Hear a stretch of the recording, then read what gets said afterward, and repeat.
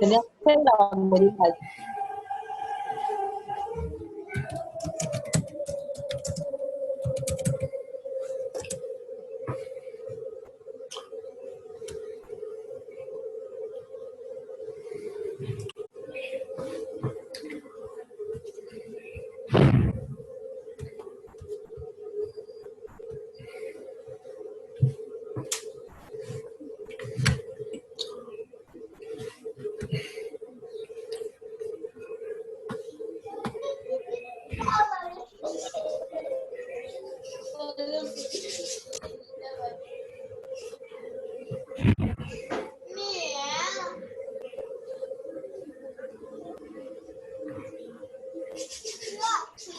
Dale volumen, hijo, ¿ya?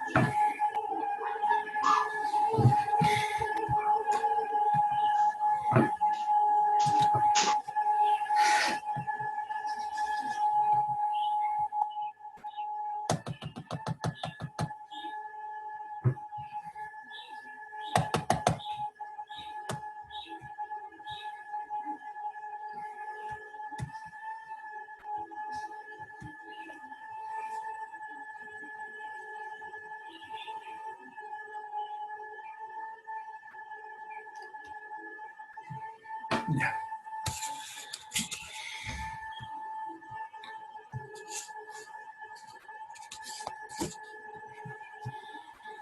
Listo. Bien, buenas tardes, chicos. Vamos a empezar entonces la clase de Buenas tardes, farmacología. doctor. ¿Qué tal? ¿Qué tal? ¿Cómo están? Bien.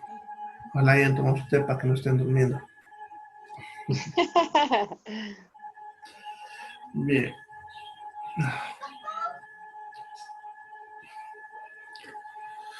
Bueno, entonces, la clase ayer estábamos viendo las ramas de la farmacología y habíamos visto hasta la última, hasta la farmacotecnia.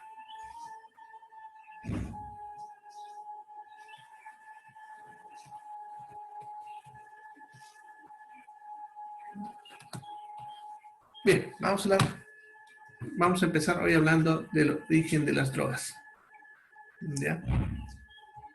Vamos a ver eso.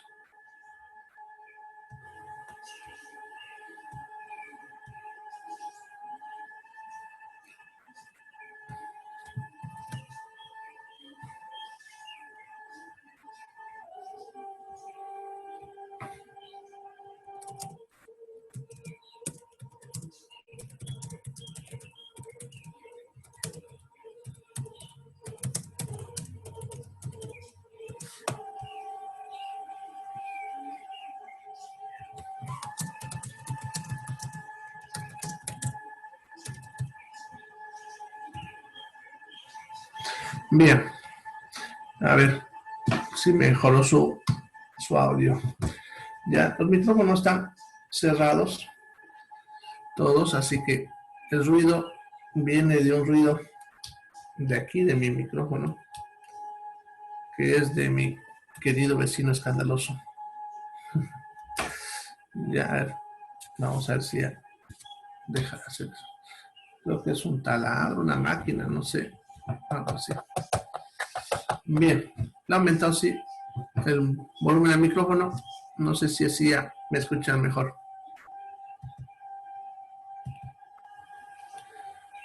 Bien. Entonces, como les dije, vamos a empezar hoy a hablando de lo que es el origen de las drogas. Bueno, conforme lo que vimos la clase de ayer, ya habíamos dicho que una droga puede ser cualquier sustancia, ¿ya? Por lo tanto, ahí está escondida el origen de las drogas, ¿ya? Bien, entonces, las drogas, pueden originarse de cualquier fuente, ¿ya? De cualquier fuente. Podemos encontrarla entonces en cualquier parte. Eso significa en plantas, animales, en el suelo, etc. Porque, como expliqué ayer, cualquier cosa se puede convertir en una droga cuando comienza a producir efectos, ¿ya? Y para eso, lo único que necesitamos saber es en qué cantidad empieza a producir los efectos, ¿ya? Sin embargo, vamos a ver ya algunos ejemplos de cada uno. Ya, en la naturaleza, ustedes saben que existen los famosos reinos, reino mineral, animal y vegetal. ¿Ya? Y vamos a hablar primero del reino vegetal. ¿Ya? ¿Qué podemos sacar? Bueno, en realidad, la mayoría de las drogas vienen del reino vegetal. La mayoría. ¿Ya? Como ejemplo, podemos hablar, uno, por ejemplo, de la dioxina, que ya le estaba hablando la clase anterior, que viene de una planta llamada digital, que es una plantita como una enredadera, ¿ya? La que le decía que era una toxina y luego sobre el medicamento. ¿Ya? Otro sería el ácido acetil salicílico, más conocido como aspirina, ¿no? La famosa aspirina o aspirineta, es el ácido acetilsalicílico. Sale de la savia del sauce, que es un arbolito, ¿no? El sauce. ¿Ya? Otro ejemplo de ahí podemos tener, por ejemplo, la penicilina, que viene de un hongo llamado Penicillium notatum, que es un hongo en forma de moho, que es alguno de esos hongos que alguna vez han visto que crece en el pan. ¿Ya? Entonces esa es la penicilina. Un ejemplo interesante es el mebendazol. ¿Ya? El mebendazol es una tableta o un medicamento que usamos para matar a las lombrices, ¿ya? Los parásitos que alguna vez ustedes han debido ver o han botado incluso, las lombrices. Y entonces lo vamos a usar para tratamiento de eso. ¿De dónde sale? De la semilla de la papaya. ¿Ya? La papaya tiene interesantes propiedades terapéuticas, por si acaso. Bueno, pero vamos a hablar de esta molécula, el mebendazol. Sale de la semilla de la papaya. ¿Ya? Y aquí, cuando hace unos años expliqué esto a un grupo de alumnos de medicina, ellos me hicieron una pregunta que todo el tiempo la repito porque es una pregunta muy interesante. ¿Ya? Ellos me preguntaron, ¿por qué si esta droga es tan fácil de conseguir? Pues si ustedes se dan cuenta, si les digo que está en la semilla de papaya, aquí al menos en Santa Cruz hay papaya todo el año, hay papayas en la casa, hasta donde uno no votó, porque es una planta nativa de esta zona. O sea, hay papaya, es fácil de conseguir, y las semillas de la papaya son fáciles, por tanto, de conseguir. Si ustedes van a un curandero, por ejemplo, los curanderos saben de esto y te van a decir que si tienes bichos, tienes que mascar 8 semillas de papaya si eres adulto y 4 si eres niño. ¿Ya? Otros te dicen que hay que molerla y tomarla con refresco, etc. Ya hay varias recetas. ¿Ya? Pero ya está el detalle.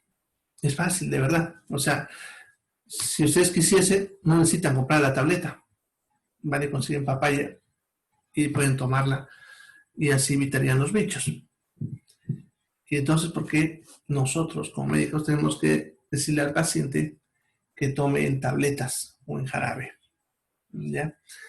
Bien, la respuesta a eso es lo que hace a la medicina moderna y lo que la diferencia de la medicina tradicional, ¿ya? E incluso de la farmacia, ¿ya? Es lo que le da a la farmacia valor, ¿ya? Y tiene que ver con algo que hemos hablado justamente la clase de ayer, ¿ya?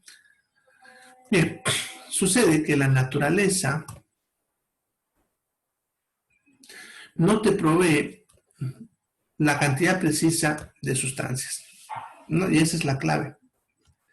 Ya, acuérdense que ayer habíamos hablado y les insistí bastante que lo que era importante más que el producto en sí era la cantidad, no se olviden, y eso no me canso de repetirlo, la cantidad es la clave. Ya, entonces, sucede que si yo agarro una papaya y mido esta droga en varias semillas, me voy a encontrar con la sorpresa de que la cantidad de mebendazol varía mucho de una a otra, ¿ya? Porque las plantas no son máquinas y no predicen con precisión las mismas cantidades. Depende de muchos factores, temperatura, tipo de suelo, agua, etc. Por lo tanto, si te dicen que consumas 8 semillas de papaya, lo que te puede pasar son 3 cosas. Uno, que te dé mucho de la droga y por lo tanto te produzca efectos diferentes a lo esperado y tal vez hasta tóxicos, ¿no? Lo segundo que puede pasar es que te toque una cantidad próxima a lo necesario y te funcione y te mate los bichos. Y lo otro que puede pasar es que te dé una cantidad muy poquita y no funcione. ¿Ya? Por lo tanto, la probabilidad de que funcione si uno consume las semillas es de menos del 30%. ¿Ya? Con una probabilidad del 30% que te funcione y una probabilidad del 30% que te mande al hospital intoxicado. ¿Ya? Entonces se dan cuenta, es un riesgo bastante elevado y con una probabilidad muy baja de que te cure. ¿Ya? En cambio, si nosotros extraemos la sustancia, ya la purificamos y lo ponemos a la tableta en la cantidad precisa, ¿ya? O cerca a lo preciso, ¿ya? Entonces la probabilidad de cura va a sobrepasar el 90%. ¿Ya? Y si comparamos 30 con 90 es bastante la diferencia, ustedes se dan cuenta, ¿no? Además que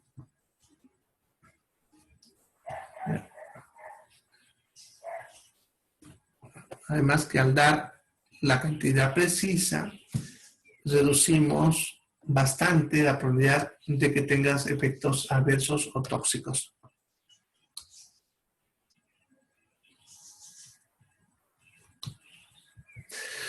Mira, por ese motivo, ¿no? Nosotros vamos a preferir darle una tableta a mandarlo a los que se consigue de forma natural.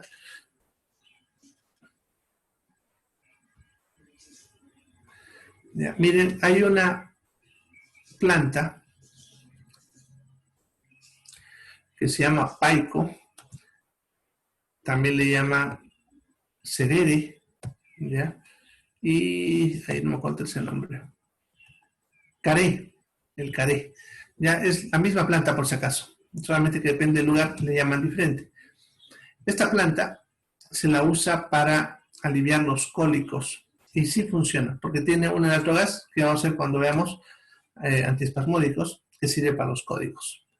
Entonces, sí funciona a eso. Pero, si alguna vez se tiene una pasadita por japonés cuando trabajen o tengan contacto y se van al departamento de toxicología y le preguntan qué es lo que más le lleva a niños al departamento de toxicología, es esta planta.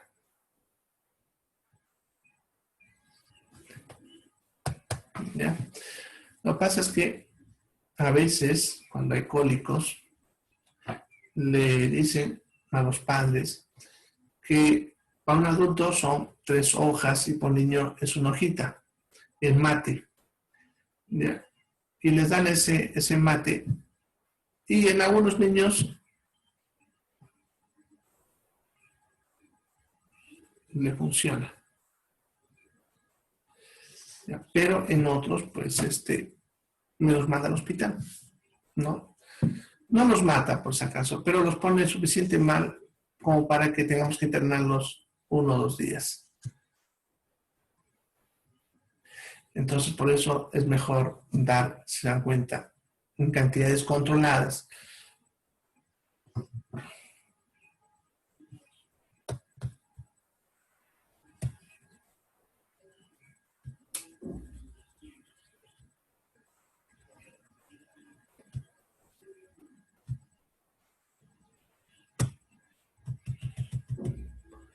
Bien. A ver si con eso mejora, porque está en la red un poco. Se corta el audio, no sé si está teniendo ese problema ustedes.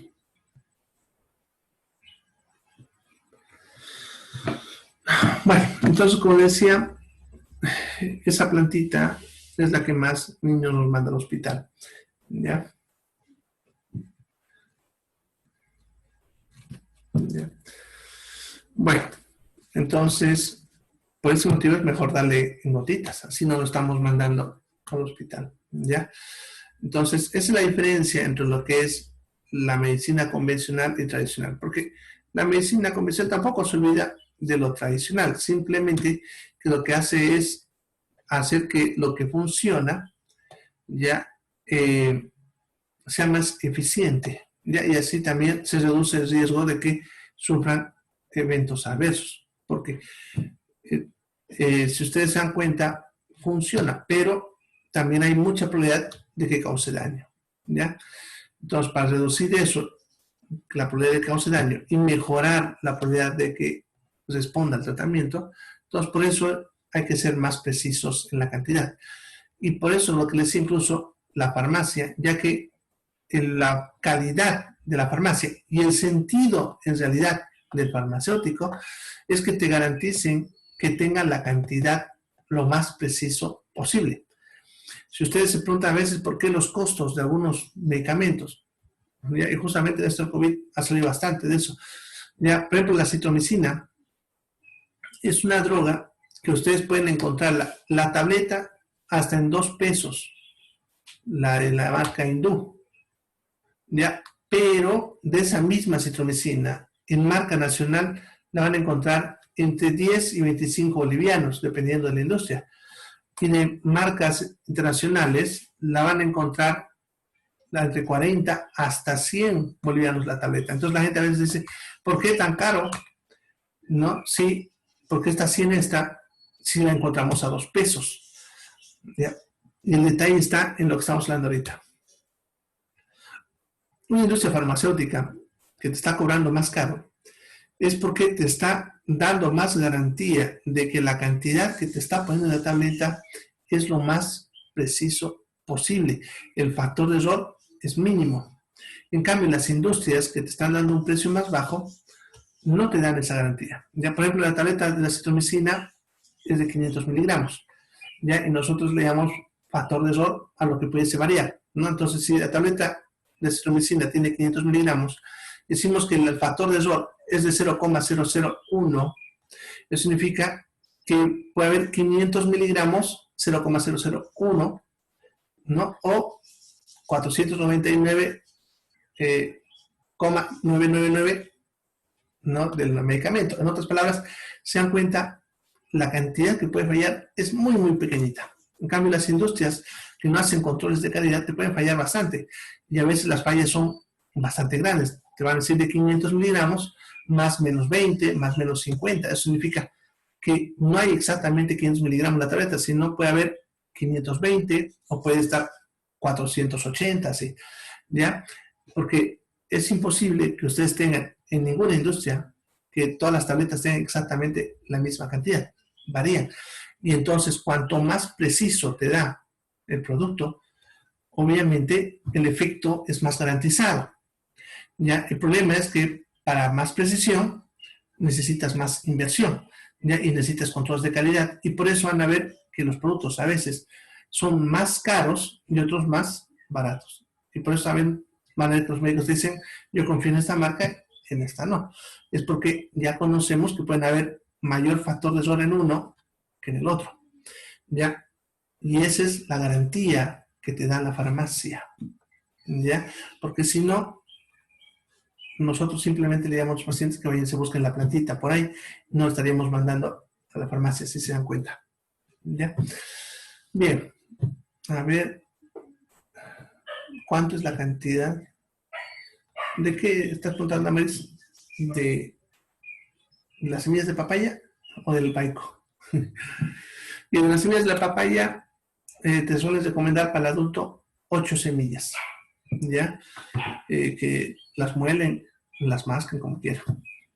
Y el del paico te van a recomendar para el adulto de 3 a 5 hojitas en mate y en el niño una hojita, ¿ya? De todas maneras yo no recomiendo que den en niños porque es donde más efecto. En los adultos nunca bueno, por lo menos yo nunca he visto que reporten toxicidad, porque también hay que entender que la cantidad depende también de nuestra masa, ¿no? Cuanto más grande, más cantidad necesito. Bien, pero ya están viendo que esas son de origen vegetal, ¿ya?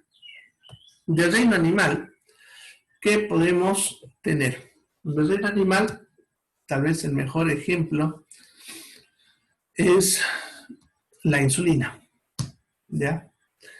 La insulina es una hormona la producimos nosotros en el páncreas y su función es hacer que la glucosa entre dentro de las células de la sangre. Cuando falta insulina, entonces las células no reciben glucosa y empiezan a sufrir. Ya, las personas que son diabéticos tipo 1 no pueden producir insulina. Si no le damos insulina, se muere. Entonces, lo que hacemos es darle insulina de otra fuente. Ya como su cuerpo no puede producirla, le damos otra fuente. Ya, la primera insulina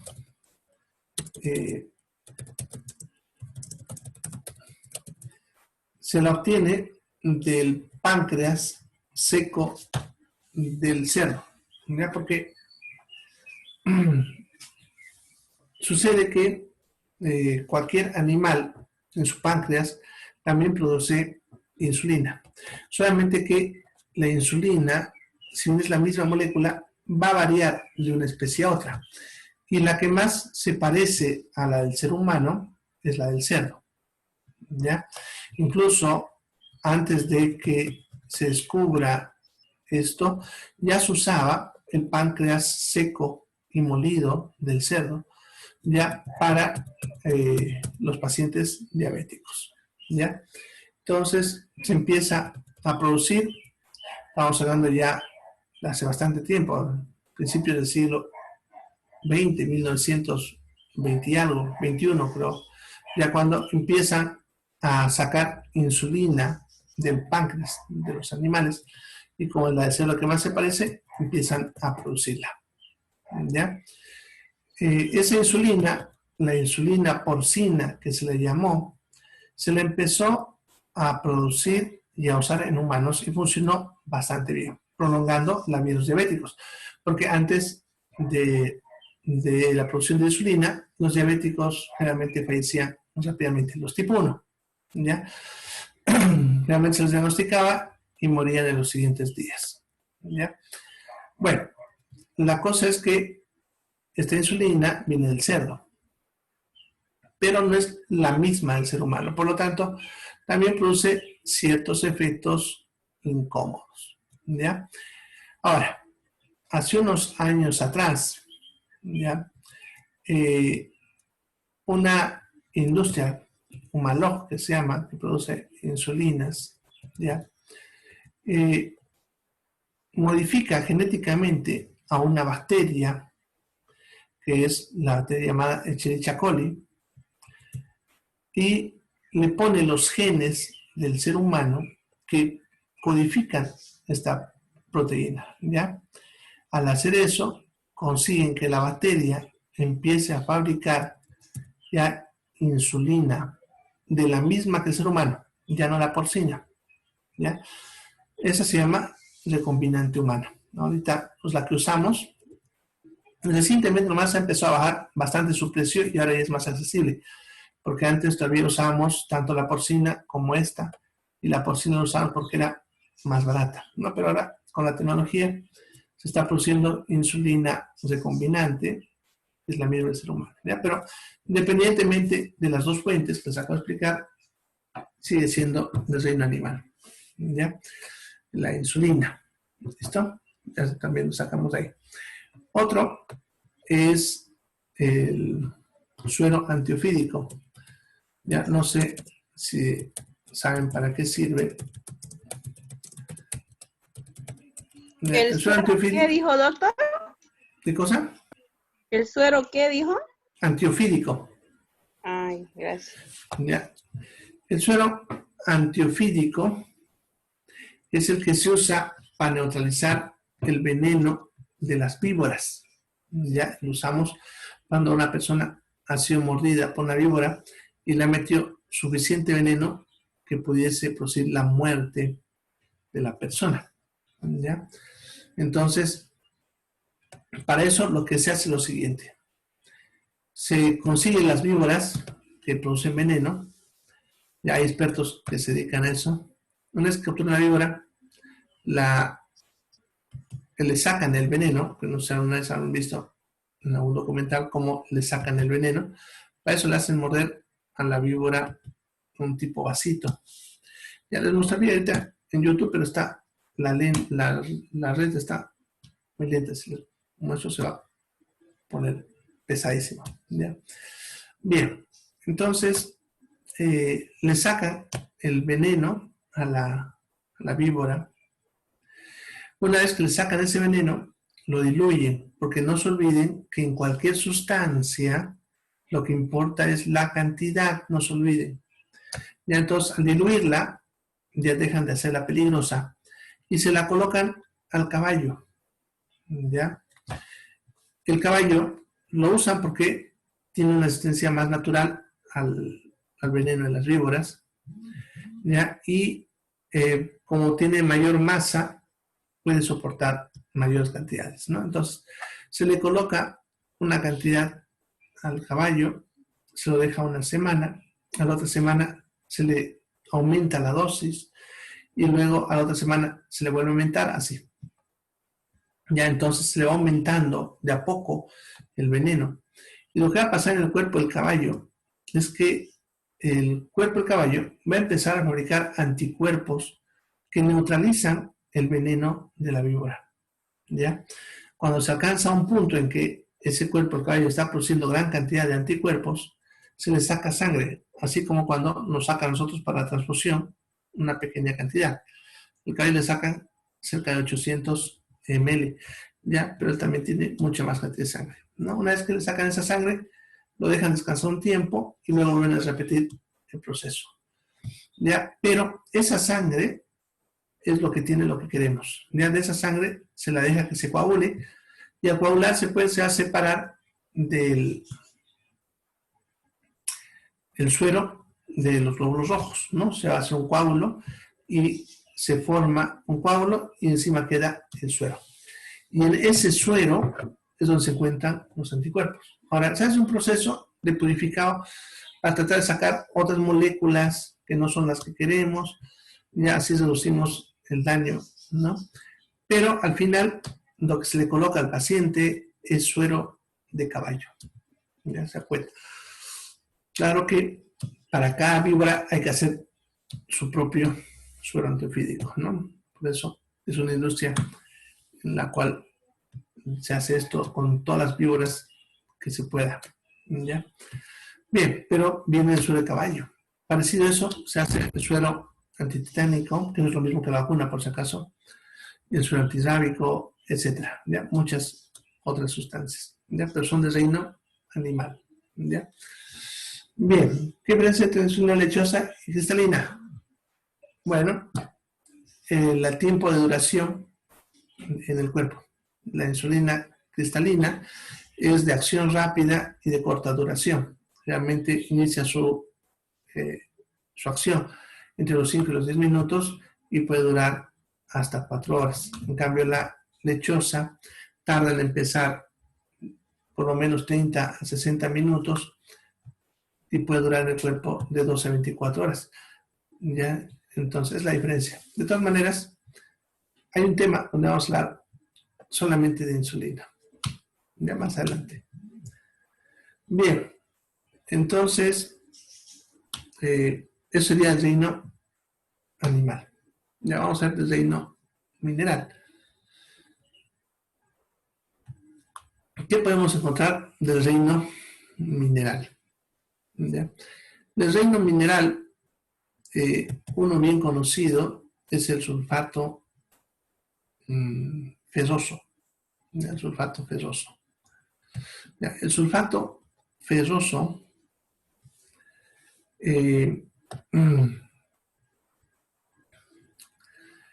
el que se usa para el tratamiento de las anemias, ¿no? Cuando nos falta hierro, entonces la que usamos es el sulfato ferroso, ¿ya? Ahora, ¿de dónde sale el sulfato ferroso? ¿Ya? Para eso se busca hierro de alguna mina de hierro, como el Mutún que hay acá. No, ese hierro se lo hace polvo, ¿ya? También se busca al mismo tiempo azufre. también de minas, pero generalmente se saca de minas que están cerca de volcanes, incluso en lugares donde lo extraen de la superficie, cerca de los volcanes, el azufre. Ya también se lo hace polvo, entonces mezcla el azufre y el hierro en polvo, ¿ya? Y una vez mezcladas las cantidades correctas, se lo calienta y al calentarse eso se va volviendo una masa que se parece a la masa del pan crudo. ¿Ya? Y ese es el sulfato ferroso. Eso se lo diluye en la cantidad necesaria y ya de ahí se da para tabletas, para jarabes, etc. ¿Ya? Eso sería el sulfato ferroso. De la misma manera se obtiene lo que es el sulfato de magnesio, el hidróxido de magnesio, el hidróxido de aluminio, que esos se usan como antiácidos, ¿no? O el sulfato de magnesio, que se lo usa como laxante, viene con el nombre de sales inglesas, viene en piedritas, que se llaman trociscos, o incluso en un polvito así parecido al azúcar. Ya se lo diluye en agua y lo toman como laxante. ¿Ya? Pero eso viene del suelo, de la mina, son minerales. ¿Ya? Uno tal vez raro y novedoso para que vean que todo casi se puede usar es el oro. ¿Ya? El oro se puede usar como medicamento. ¿Ya? Y no es nuevo, eso se lo ha usado hace muchos milenios. Se han encontrado textos de los egipcios ya usando polvo de oro para tratamientos. ¿Ya? ¿Ya? Entonces el polvo de oro actualmente lo usamos para la artritis reumática deformante severa. ¿Ya? Y no es nuestra primera opción, por si acaso. Vamos a usar primero otros tipos de drogas, ya que también tiene su efecto tóxico, ¿no? Pero a veces es la única alternativa en cierto tipo de pacientes. Bien, ahí les doy ejemplos de cada grupo para que se den cuenta que las drogas se pueden originar casi de cualquier cosa, como están viendo, ¿ya? Solamente necesitamos saber qué hace y a qué cantidades.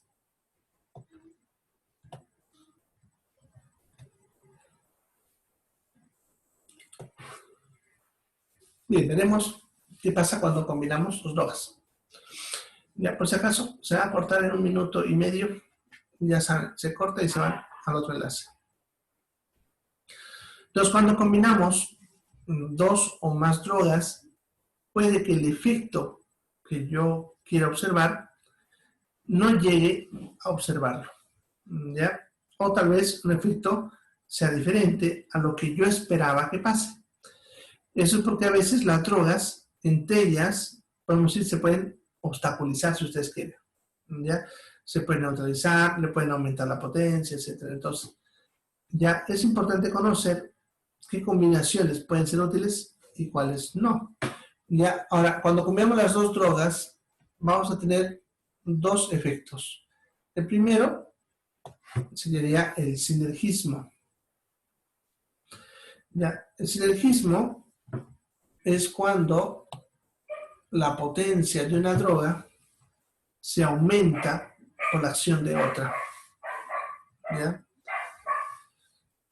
Por ejemplo, si yo uso una droga que se llama carisoprodol, que es un relajante muscular, ¿ya? Suave, lo usamos para las contracturas del cuello, las tortícolis, las lumbalgias. Pero si lo combino con una